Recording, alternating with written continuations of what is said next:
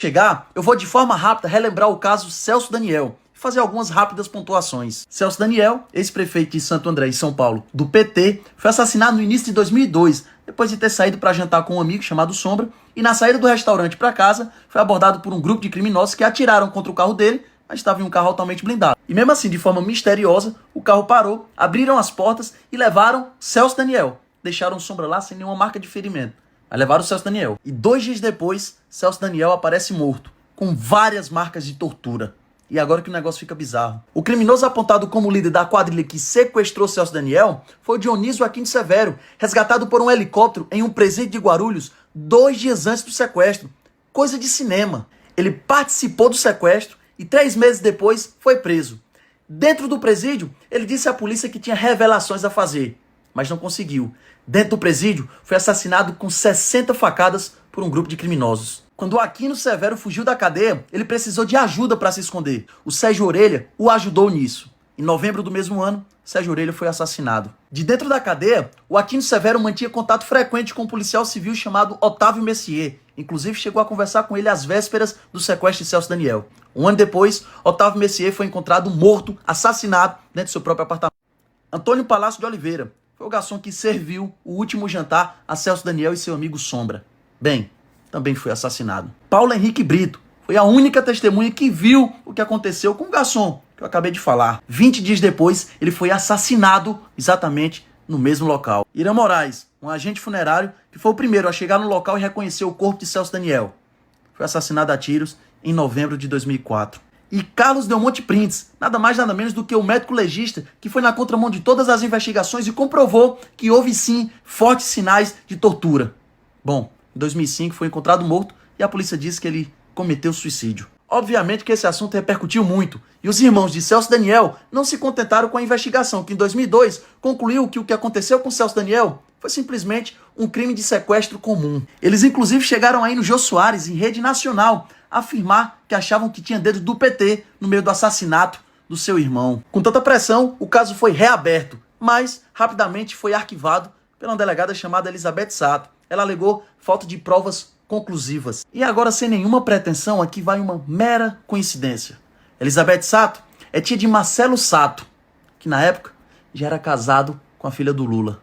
Sabe o Aquino Severo, aquele que fugiu, participou do sequestro, foi preso e depois assassinado dentro do presídio? Bom, a Polícia Civil gravou algumas conversas e apontou o PCC como autor do assassinato do Aquino Severo, o elo do caso Daniel. E aí passam-se quase 2 décadas e fica pairando no ar aquela dúvida. Aliás, foi o PT ou foi o PCC? Até que as peças começam a se encaixar. E em agosto de 2019, um preso do PCC é grampeado dizendo: o PT tinha diálogo com nós cabuloso.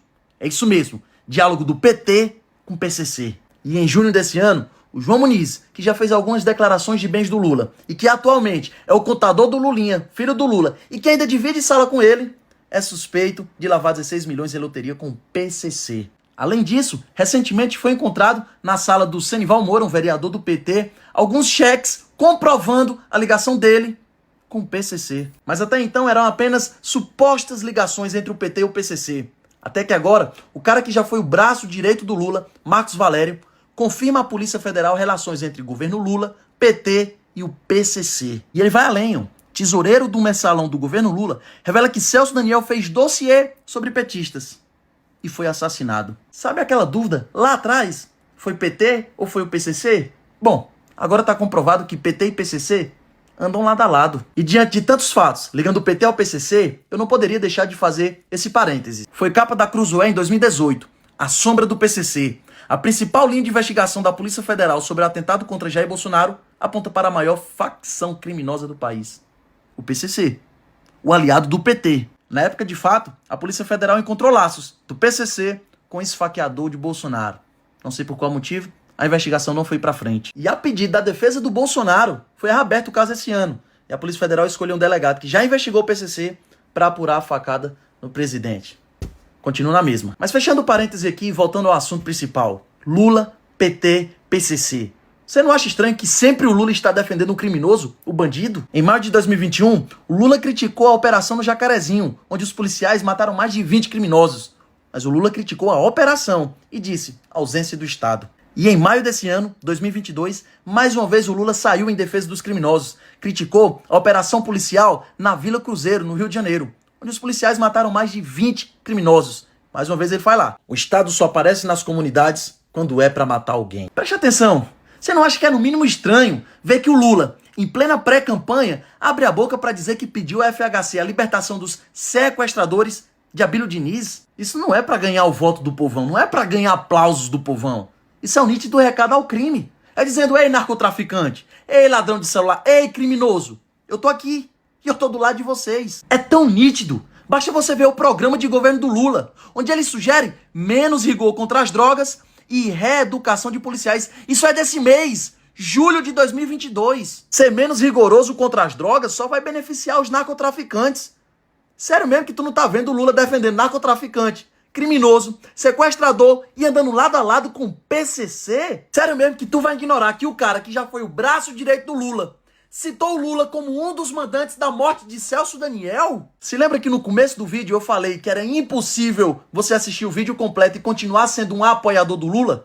É verdade. Porque quem continua do lado do Lula, mesmo diante de todos esses fatos, não é um apoiador, muito menos um eleitor, e sim um cúmplice do crime.